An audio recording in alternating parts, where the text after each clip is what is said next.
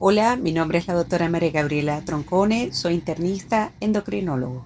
La agenda que vamos a ver el día de hoy es la siguiente: hipotiroidismo, levotiroxina, un poco de historia. Vamos a hablar sobre un caso clínico y las posibilidades Julián. diagnósticas, el hipotiroidismo refractario, la diferencia entre pseudomalabsorción y malabsorción, el test de absorción de levotiroxina, lo que implica la mala adherencia y las posibles soluciones, y algunas alternativas sobre las formulaciones y formas de administración de la levotiroxina. Y finalmente las conclusiones.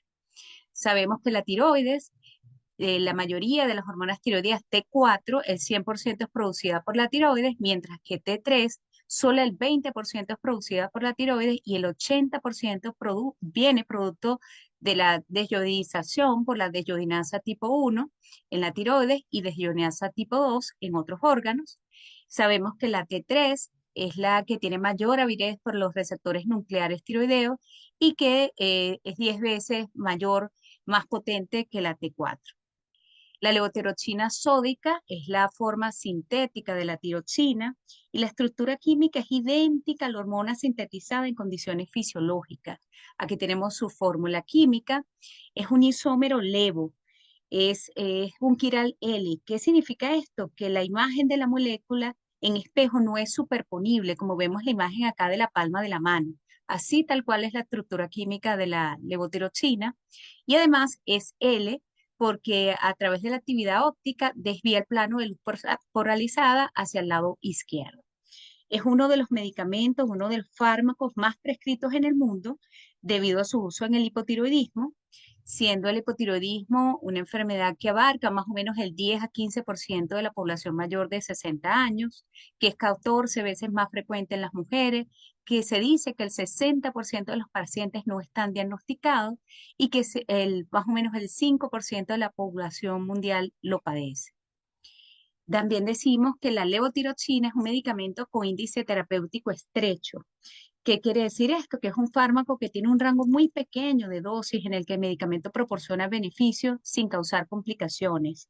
Y las variaciones de las dosis pueden producir, como sabemos, efectos subterapéuticos o supraterapéuticos con sus consecuencias. Cuando hablamos de la historia de la levotiroxina, no podemos dejar de nombrar al doctor Murray en 1891, quien trató por primera vez los comas mixematosos, en particular de una paciente con una inyección subcutánea de extracto de tiroides de oveja. Esta paciente se le inyectó el extracto tiroideo de oveja vía endovenosa y luego vía oral a los 28 años y vivió hasta los 74 años, siendo un hito en ese momento para el tratamiento del coma mixedematoso. En 1915, el doctor Calvin Keldan, que pues posteriormente fue galardonado por el Nobel años después por el descubrimiento de la cortisona, este mismo doctor Kenda aisló en 1915 la forma cristalina o pura de la levotiroxina a partir de tiroides de cerdo. Y él notó además que el 65% era yodo. Sin embargo, no pudo identificar la estructura química de la tiroxina. Posteriormente, en 1949, la levotiroxina es sintetizada a través de una sal sódica, porque la que había detectado el doctor Harrington era insoluble. Y después de 20 años fue que se determinó que convirtiendo la levotiroxina sódica, esta era soluble y podía ser utilizada. En 1956, la doctora Deborah Doniach demostró los autoanticuerpos presentes en la tiroiditis de Hashimoto. Posteriormente, en 1970, a través de radioinmunensayo, se logró cuantificar los niveles de T3, T4 y TSH. Y en 1997, la FDA requiere que todas las marcas comerciales de levotiroxina envíen una solicitud de nuevo medicamento para probar que el nuevo medicamento es seguro y efectivo. Posteriormente, en el 2007, se detectó que estos medicamentos para tener bioequivalencia deberían tener un área bajo la curva que estuviera entre 90 y 111%. Y en 2020 la EMA publica una guía de estudio de bioequivalencia para medicamentos con índice terapéutico estrecho como la levotiroxina. Aquí vemos el estudio del doctor Murray Y sabemos que desde la década de 1980, con el descubrimiento de la desyodación de T3 a T4, la levotiroxina sintetizada ha reemplazado gradualmente los extractos tiroideos desecados y se ha convertido en la terapia principal para el hipotiroidismo. Sin embargo, vemos con preocupación que pues cada vez más a través de redes sociales se difunde el uso de los extractos tiroideos desecados por las complicaciones que esto puede tener debido a que esto no está exento de efectos secundarios. ¿Qué consideraciones tenemos sobre la levotiroxina? Sabemos que la levotiroxina sintética es el paradigma del tratamiento sustitutivo del hipotiroidismo, que es idéntica a la hormona natural, que se absorbe 60-80% en el intestino delgado proximal y la absorción no varía de acuerdo a la función tiroidea, que la situación de ayuno favorece su absorción y que se aconseja tomar el tratamiento unos 30-60 minutos antes del desayuno. Se necesita un medio ácido para su absorción, que la absorción máxima está entre las 1 y 4 horas y el tiempo medio de eliminación es entre 6 y 7 días, que circula a unidad de proteínas específicamente y más frecuentemente a la TBG, su metabolismo es hepático y renal, que la dosis óptima en adultos va desde 1,6 a 1,8 microgramos kilogramos al día. Esto es muy importante para niveles que vamos a ver posteriormente y que esta dosis se considera un poco más baja en ancianos, más alta en niños y en pacientes con enfermedades cardiovasculares. Entonces, como les decía, la levotiroxina el año 2021 cumplió más de 70 años. Sin embargo, se estima que más del 30 al 50% de los pacientes tratados reciben un tratamiento insuficiente o excesivo. ¿Y por qué ocurre esto? Para eso estamos aquí el día de hoy. Vamos a hablar de un pequeño caso clínico extraído de la literatura. Vamos a nombrar a esta paciente María y es una paciente de 18 años que visitó este hospital debido a fatiga. Esta paciente se le diagnosticó hipotiroidismo por tiroiditis Hashimoto y tenía una TSH sérica que era de 66,18 y la T4 libre era de 0,51. Esta paciente, sobre la base de su peso corporal, se le dieron 1 microgramo día de levotiroxina. ¿Qué les parece a ustedes esta dosis? Es un poco baja, ¿verdad? Para hacer una dosis para un paciente adulto, ya hablamos la dosis en adulto que se considera estándar. Sin embargo, esta paciente seguía con una TSH elevada y se fue subiendo la dosis hasta que se incrementó gradualmente hasta llegar a 800 microgramos día, pero su nivel de TSH no logró normalizarse. Cuando vemos el gráfico de esta paciente, vemos en el eje de las Y la dosis de levotiroxina en base al peso corporal, es decir, esto es 2 microgramos por kilogramo de peso día hasta 12 microgramos por kilogramo de peso día. Y en el eje de las X vemos el tiempo, ¿ok? Entonces vemos que además el paciente en algún momento estuvo en tratamiento con etinilestradiol y con sertralina, sin embargo el tiempo fue finito y la dosis, vemos acá, la dosis de levotiroxina que fue creciente. Entonces este es un paciente que nos vuelve loco y que nos preocupa y que no hayamos qué hacer. Y aquí, bueno, vamos a tratar de dar algunas estrategias. Seguramente vamos a discutir muchos temas sobre esto al final. Entonces, con una paciente como esta uno se plantea muchas cosas. Que la dosis de levotiroxina, preguntarse si está ajustada al peso, al principio no, pero después más bien fue muy superior al peso. Si se trata de un hipotiroidismo refractario, si la paciente estaba en coma mixedematoso, por la sintomatología que describen pareciera que no. Si estamos ante una mala absorción, si cómo era la presentación de la levotiroxina disponible, si era genérica, si era de alguna marca particular, cómo era el almacenamiento, si se trata de una pseudomalabsorción, si hay interferencia alimentaria, medicamentosa o interferencia en laboratorio y si es necesario hacer un test de absorción de levotiroxina. Entonces, cuando nos vamos a la edad del paciente, pues tenemos que saber que hay variaciones en la función tiroidea con la edad y se dice que la TSH aumenta 0,3 miliunidades litro cada 10 años por encima de los 30-35 años. Sin embargo, nuestra paciente tenía 18 años. También tenemos que tener en cuenta cuál era el objetivo de control de TSH y sabemos que este objetivo de control varía de acuerdo a la edad.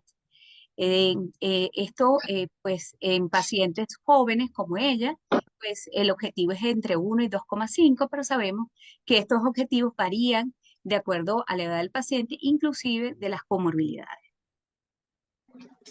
Entonces, ¿cuáles son las posibles explicaciones para cuál la TSH que queremos óptima varía de acuerdo a la edad? Una de las posibles explicaciones depende de la ingesta dietética de yodo y se dice que en poblaciones con suficiencia de yodo los cambios longitudinales de la TSH tienen una forma de U, es decir, que hay niveles más altos en los extremos de la vida, en los niños y en los adultos mayores. También sabemos que hay una respuesta atenuada de la TSH ante la deficiencia de hormona tiroidea, que a medida que aumenta la edad hay una bioactividad de la TSH que es reducida, que se reduce la expresión hepática de enzimas como la desiodinasa, el transportador también de monocarboxilato, que vamos a ver posteriormente, y que esto tiene que ver con la suficiencia o normalidad de los niveles de yodo. También tenemos que tener en cuenta cuál es la metodología utilizada para la determinación de la TSH y sabemos que con la quimioluminiscencia pudiéramos tener un incremento de la TSH entre 1,49 y 1,81, mientras que con la electroquimioluminiscencia no se ha visto cambios en relación a la TSH. También tenemos que tener en cuenta que no haya una interferencia metodológica, como anticuerpos heterófilos, que son desencadenados en diferentes especies respecto al antígeno de origen, como los anticuerpos antirratón, que no sea una macro TSH, que no haya interferencia por la biotina, sobre todo los extraños que utilice estetabidina, y eso va de acuerdo a la dosis ingerida y sabemos que muchos pacientes con la pérdida de cabello que pueden tener por el hipotiroidismo se automedican, a veces con complejos con alto contenido de biotina, cuando sabemos cuáles son los valores recomendados de biotina de acuerdo a la edad. También que haya anticuerpos antiestabidina y antirrutenio, que son menos frecuentes, y que haya anticuerpos antihormonas tiroideas.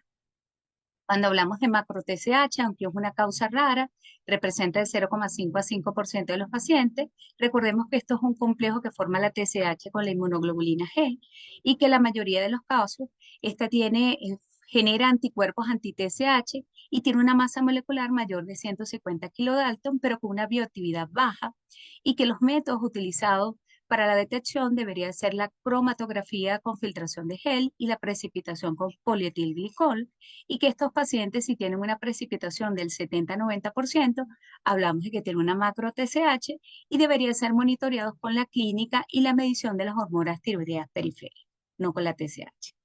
También sabemos que hay una discreta variación de la TSH según la etnia y es más baja en los pacientes negros que en los blancos o méxico-americanos. Y cuando hablamos de hipotiroidismo refractario, cuando hay falta de control de hipotiroidismo a pesar de una dosis que es de 1,9 microgramos por kilogramo día o superior, esto ocurre entre el 15 y 20% de las pacientes y la principal causa son los medicamentos que interfieren. Más del 50% de los pacientes con levotiroxina toman simultáneamente otros medicamentos. ¿Cuál es el metabolismo de la levotiroxina? En primer lugar, cuando la hormona es ingerida, ella debe ser disuelta, desintegrada a un pH gástrico fisiológico que va entre 1 y 3, que es esencial para eliminar ese ion de sodio a la levotiroxina para que ésta se convierta en una molécula lipofílica. Y se dice que la solubilidad a este pH es entre el 99 y 100%. Sabemos que enfermedades como la infección por Helicobacter pylori, la gastritis autoinmune, los inhibidores de la bomba de protones, modifican el pH gástrico elevándolo hasta 4 y en este caso la solubilidad disminuye hasta más o menos de un 60%. Cuando hablamos de la absorción, sabemos que la absorción se lleva a cabo principalmente en el intestino delgado y que esta alcanza su máximo de entre 1,5 a 2 horas, que los pacientes con hipotiroidismo tienen muy frecuentemente algunas otras enfermedades concomitantes, como enfermedad de reflujo gastroesofágico, síndrome intestinal irritable, intolerancia a la lactosa, infección por Helicobacter pylori, también tiene parasitosis como la yardiasis, colitis ulcerativa, enfermedad celíaca, entre otras enfermedades que disminuyen la absorción. Entonces se requiere un epitelio de la mucosa intestinal intacta para la normal absorción de la levotiroxina. Y en estos pacientes, pues esa mucosa no está intacta. También tenemos medicamentos que interfieren como la absorción, como el sucralfato, los bifosfonatos, los inhibidores de la bomba de protones, las vitaminas, sobre todo el carbonato de calcio y el sulfato ferroso, las sales de calcio, el picolinato de cromo, el carbón activado y también las enfermedades y los factores dietéticos, como la ingestión con los alimentos, la ingestión con jugos de pomelo, con café, con comidas altas en fibra, con soya, entre otros elementos. Entonces aquí podemos ver un resumen de los factores que intervienen con la disolución y la absorción de la levotiroxina. Después que esta levotiroxina pasa al intestino delgado, debe ser transportada desde ahí al torrente sanguíneo. Antes se pensaba que la levotiroxina, como es lipofílica, pasaba por difusión pasiva.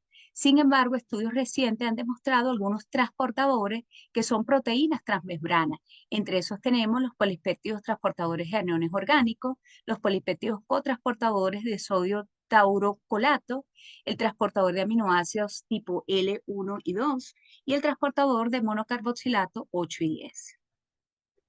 ¿Estos cómo se inhiben? Se inhiben con drogas como el picolinato del cromo, ciprofloxacina, rifampicina, algunos jugos cítricos de naranja, manzana y pomelo. Además, la levotiroxina debe ser conjugada en el hígado y es la forma de conjugación principalmente es la gluconeiración y la sulfatación y esta se conjuga, la T4 conjugada se secreta a nivel biliar y después es descompuesta por la flora intestinal y parcialmente reabsorbida. ¿Qué medicamentos aceleran el catabolismo de la levotiroxina en el hígado? Las estatinas, los antirretrovirales, el fenobarbital, la cloroquina y cuáles inhiben la rifampicina y el indinavir. Además, al entrar a la circulación sistémica, 99% de la levotiroxina pues va unida a transportadores como la TBG y ellos facilitan la circulación de los fármacos, estabilizan la molécula y evitan el aclaramiento. Pero también tenemos fármacos que incrementan la unión a proteínas como el estrógeno, la rifampicina, el raloxifeno, entre otros, y las que las disminuyen como los andrógenos. Cuando hablamos de la deshidratación, sabemos que la T3 es la forma biológicamente activa y que es 5 veces más potente que la T4 y esta tampoco está exenta de interferencia. Hay factores que inhiben la conversión de T4 a T3, medicamentos como los inhibidores de la bomba de protones, beta bloqueantes, anticonceptivos orales, terapia de reemplazo hormonal. Se dice que la intolerancia a la glucosa pudiera producirlo, también estrés, trauma, dietas altas en gluten, sensibilidades alimentarias, zinc, selenio, entre otros. Entonces, vemos un resumen de todas las interacciones y todo lo que tiene que pasar la levotiroxina para poder ser absorbida y disuelta y además metabolizada. Aquí tenemos una lista de los factores que interfieren y algunos que favorecen, como la vitamina C, favoreciendo la acidez gástrica. También tenemos enfermedades o afecciones que interfieren con la biodisponibilidad de la levotiroxina, como el embarazo, en el que hay un aumento de la filtración glomerular de yodo, en que hay recordemos que la beta-HCG, que tiene su pico máximo entre las 8 y 10 semanas, comparte una subunidad común con la TSH, y además los niveles de estrógeno y todo interfiere, la insuficiencia cardíaca congestiva, la presencia de cirrosis hepática, el síndrome nefrótico, entre otras afecciones que pueden tener nuestros pacientes. Entonces, al interrogar a nuestro paciente, tenemos que vigilar desde la forma de almacenamiento de la levotiroxina, la marca comercial o genérica, si el paciente está cumpliendo con el medicamento y si hay alguna interacción en su absorción. Entonces, cuando estamos ante un paciente con una TSH elevada que tiene una T4 libre baja, deberíamos excluir, en primer lugar, verificar que no haya errores de dosis, errores de almacenamiento. Si por el contrario el paciente tiene una TSH elevada o una T4 elevada, deberíamos verificar o excluir que el paciente no tenga una reanudación reciente de la levotiroxina o que se la haya administrado 60 o 90 minutos antes de la extracción de sangre. Si, por el contrario, la T4 está normal, deberíamos excluir anticuerpos anti-TSH y insuficiencia adrenal aguda. Si después que interrogamos a nuestro paciente, vemos que esta historia pues no nos da para nada que nos pudiera dar la causa por la cual la TSH persiste elevada, deberíamos verificar a través de estudios de laboratorio algunos test, entre esos la prueba farmacodinámica de absorción de la levotiroxina, en el que vamos a poder diferenciar la mala absorción de la pseudomalabsorción. Y decimos que la absorción normal a través de este test es entre 60 y 65%. Si vemos que hay una absorción disminuida, deberíamos remitir al paciente a un gastroenterólogo para que descarte gastritis por Helicobacter pylori, una enfermedad celíaca, intolerancia a la lactosa, la presencia de parásitos como la yardiasis y la malabsorción por otras causas.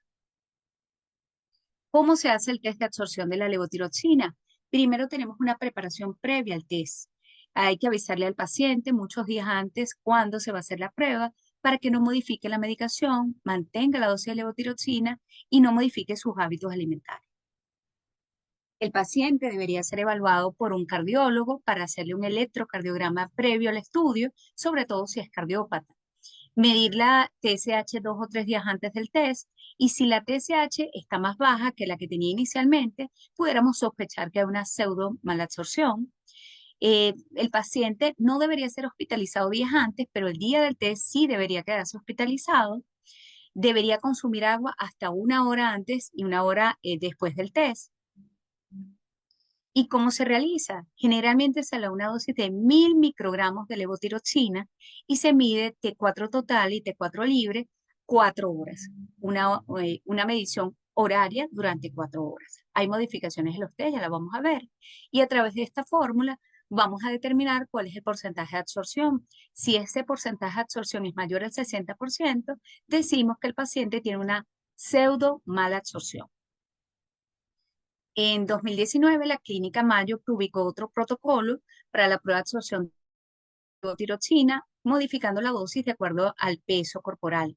Una dosis de 1000 microgramos para pacientes con índice de masa corporal menor a 40 y de 1500 para pacientes con índice de masa corporal mayor a 40. 600 microgramos para pacientes mayores de 65 años y en este test las pruebas se recogen durante 6 horas, midiéndolo de forma horaria, excepto la hora 5, y posteriormente detectar TSH y T4 totales. Se puede hacer un test corto, que es de 2 horas, inclusive un test largo hasta 72 horas. ¿Se acuerdan de María, de la paciente que hablamos anteriormente? Cuando le hicieron el test de absorción de levotiroxina, el nivel sérico de T4 aumentó y el nivel de TSH disminuyó en respuesta a la dosis de 1000 microgramos. Pero la tasa de absorción fue de 8,4%. Es decir, que esta paciente tenía una verdadera mala absorción. Fíjense, sin problemas orgánicos que fueran evidentes.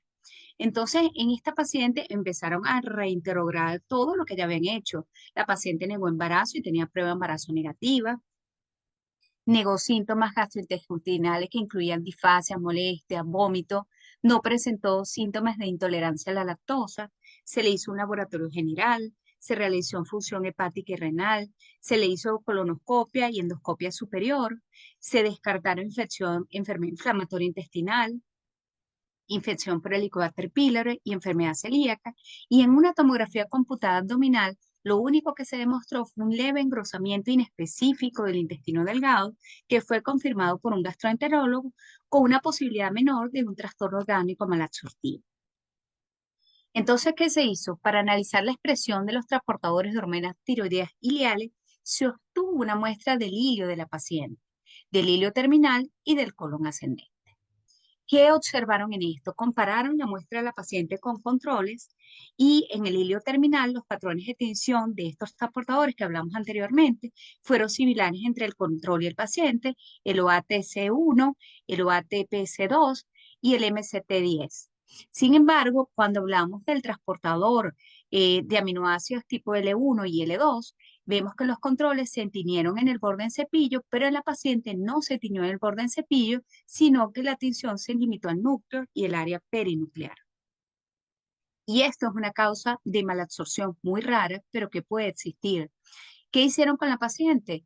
Pues la paciente le dieron dosis de 9,1 a 10 microgramos kilogramos día de levotiroxina. Y aunque esta disminución de estos transportadores generalmente podía observarse en el hipotiroidismo crónico, pareciera que la paciente no venía con un hipotiroidismo crónico y que es una de las causas de malabsorción que deben ser estimadas, aunque es una causa bastante rara.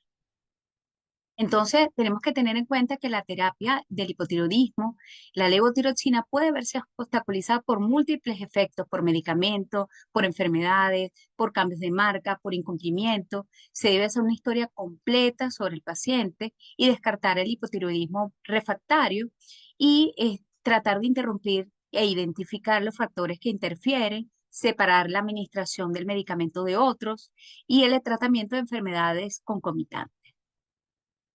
¿Qué cosas también tenemos que tener en cuenta? Las variaciones de la marca. Preguntarle y verificar al paciente si es un comprimido genérico o es un comprimido de marca comercial, porque ellos exhiben diferentes perfiles de disolución a diferentes pH. También verificar los excipientes, porque eso también influye en la disolución de los comprimidos. También se dice que los comprimidos que son pulverizados se absorben mejor que los comprimidos completos y pues ahí existen nuevas formulaciones que pudieran ser la solución para estos pacientes. Cuando leemos los excipientes comunes de las tabletas de levotiroxina son lactosa, almidón, gelatina, ácido cítrico, y esos son excipientes ácidos que pueden inducir inestabilidad al fármaco en los comprimidos. Y lo que se pide es añadir excipientes básicos que puedan mejorar la estabilidad. Cuando hablamos de algunas marcas comerciales y tratamos de buscar los excipientes en la caja, generalmente dice excipiente SP y no nos dice cuál es. Algunos sí los tienen. Y algunos de estos cambiaron lactosa por manitol para asegurar una mejor absorción. Sin embargo, los dos son excipientes ácidos. También tenemos que tener en cuenta la temperatura y el almacenamiento. La exposición a luz directa durante 80 minutos puede resultar en una descomposición de más del 60% de la molécula. Aquí tenemos otra marca comercial. Esto pues fue un estudio de investigación directamente con este laboratorio, con el farmacéutico, para verificar cómo eran las características de su molécula. Ellos dicen que su molécula no requiere refrigeración, que tiene varias presentaciones y que esta molécula tiene una bicapa de aluminio que impide la descomposición por la luz solar, que el medicamento es transportado desde Colombia a través de vía aérea para evitar las modificaciones en la temperatura y pues que tiene varias presentaciones para evitar picar la tableta. Entonces tenemos diferentes formulaciones en el mundo, no así en Venezuela. Sin embargo, me parece necesario saberlo porque en algún momento esto va a venir para acá. Tenemos alternativas de rutas de administración como la parenteral y la rectal y formulaciones distintas como tabletas, solución en gel, líquida, supositorio, entre otras. En el año 2001 fueron introducidas las levotiroxinas orales como soluciones orales y en el año 2007 como cápsulas de gel blando. Estas soluciones líquidas, ¿qué ventajas tienen? Que evitan intrínsecamente la disolución, es decir, su absorción intestinal es mucho mejor y evita esas interferencias que teníamos en relación al pH. ¿Qué componentes tienen? Etanol en el 96%, aunque este fue sustituido recientemente por glicerol para pacientes embarazadas con enfermedad hepática, epilépticos o pacientes alérgicos al etanol. Tiene ácido cítrico, metilo de sodio, entre otros excipientes. Estas soluciones líquidas, ¿qué ventajas tienen? Que pueden ser administradas en niños con leche, pacientes con dificultad para tragar también puede ser administrada. La dosis es más reducida porque la absorción mejora. Se puede administrar a través de sonda de alimentación. Es ideal para pacientes que no tienen activa la vía oral, pero sí la vía enteral. Sin embargo, pues es mucho más cara, vale entre 150 y $240 y se requieren algunos estudios para verificar la evidencia en relación a la efectividad de estas soluciones líquidas. También tenemos las cápsulas de gel blando que fueron introducidas en el año 2017 y en esta cápsula se disuelve el solvente en glicerina rodeado de una capa de gelatina. También requiere dosis más baja porque mejora su absorción. Sin embargo, tiene una desventaja y que en algunos pacientes puede producir mucositis oral y que son también mucho más costosas.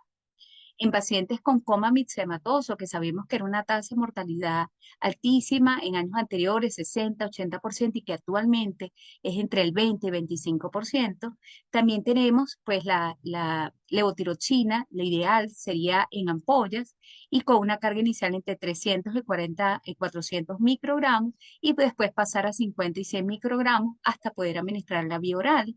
Y esta se continuaría con una dosis de 1,6 microgramos o el 75% de la dosis intravenosa. También pudiera administrarse en bolos y siempre pensar en en la suplementación con los glucocorticoides previamente. Las preparaciones inyectables son resistentes a las dudas. El frasco es lucifugal, se mezcla con solución salina, puede permanecer estable hasta 24 horas después de la inyección y se dice que el 74% de la dosis oral, es decir, si tenemos 200 microgramos de levotiroxina intravenosa, esto equivale a 266 microgramos de levotiroxina oral. Estas son de primera línea para el coma mixedematoso, a pacientes que a recibir tratamiento bioral, también en la recuperación de órganos en cadáveres, en pacientes que tienen resección del líneas subtotal o pacientes intratables con dosis altas bioral. ¿Qué precaución tenemos que tener? Que por el efecto clorogénico de la noripinefrina puede provocar paro cardíaco. Por eso se recomienda un ciclo de 3 a 5 días y después pasar a los pacientes a la vía oral lo antes posible. Otra vía de administración es la vía intramuscular, que puede ser administrada una o dos veces a la semana con la dosis acumulada y que tenemos que tener en cuenta que esto puede producir hipertiroidismo transitorio. Esta inyección intramuscular puede producir los días de administración una liberación en ráfaga que puede producir leves síntomas de hipertiroidismo en los días que se administra. También la inyección intraamniótica, que está pues delimitada para dishomogénesis con bocio fetal, y la dosis es entre 10 a 150 microgramos por kilo día, mediante una inyección intraamniótica en un intervalo de 1 a 4 semanas. También tenemos la presentación en supositorios y esta está indicada principalmente en pacientes con síndrome de intestino corto, construcción de tracto gastrointestinal, en pacientes que rechazan medicamentos orales, que tienen malignidad del esófago o que tienen un estado mental disminuido. Hay que tener en cuenta que las heces interfieren con la absorción y se debe usar algunos lubricantes que no sean vaselina, sino que sean solubles en agua. También tener en cuenta que la TSH se normaliza de forma más lenta debido a que el pH rectal es el 6,7 y perjudica la absorción. Y recientemente, pues vemos la introducción, falta mucho camino por recorrer todavía, pero la introducción de las nanomateriales para desarrollar sistemas de levotiroxina de liberación sostenida. Es decir, colocar una dosis de impregnación de levotiroxina en un nanomaterial, en un material muy pequeño, entre 1 y 100 nanómetros, y que ésta pueda tener no solo levotiroxina, sino otras hormonas que el paciente pueda requerir en una sola implantación. Esto realmente es producto de estudios actualmente in vitro, pero lo que se espera es que esto pueda desarrollarse en humanos.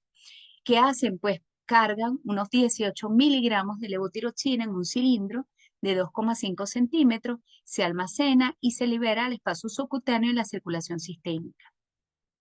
Se trata entonces de fármacos de liberación sostenida que pueden aumentar la biodisponibilidad de la levotiroxina y aquí vemos los diferentes nanomateriales que se pueden usar.